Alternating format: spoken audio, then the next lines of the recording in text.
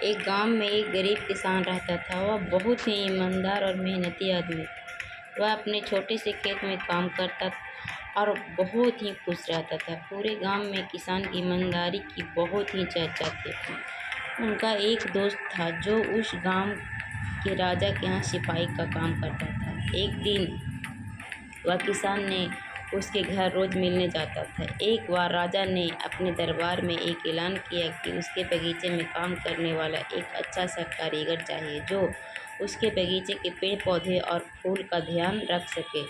राजा का ऐलान सुनकर किसान के दोस्त सिपाही ने सोचा कि यही मौका है कि किसान से मित्रता निभाने की और उसे यहाँ बगीचे में काम पर लगवा दूँ। उसका उसका वह मेरा साथ भी रहेगा एवं किसान का भला भी हो जाएगा। यह सोचकर उसने राजा से कहा कि महाराज, मैं आपके लिए एक ऐसे आदमी को लेकर आऊँगा जो यहाँ काम अच्छे से कर लेगा। सभी राजा ने उस सिपाही को आदेश दिया कि जाओ, कल से ही बगीचे में काम करने के लिए कह दो।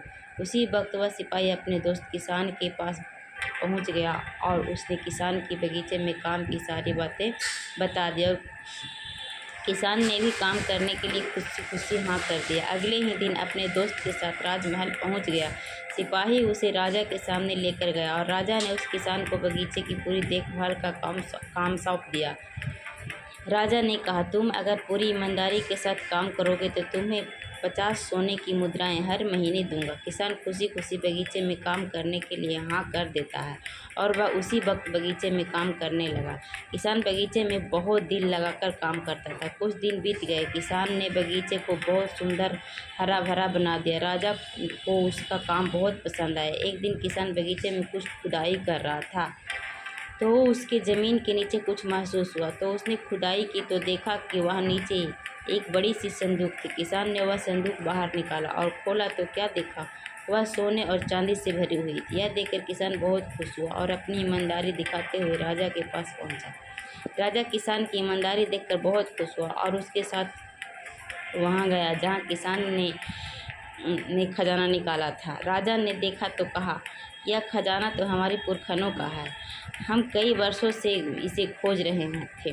खजाना देख राजा ही खुश हो जाता है। राजा अगले ही दिन किसान को पूछता है, तुम्हें क्या इनाम चाहिए? किसान बोला, मालिक, मुझे कुछ नहीं चाहिए, मेरे पास जो भी है मैं उसी में खुश हूँ।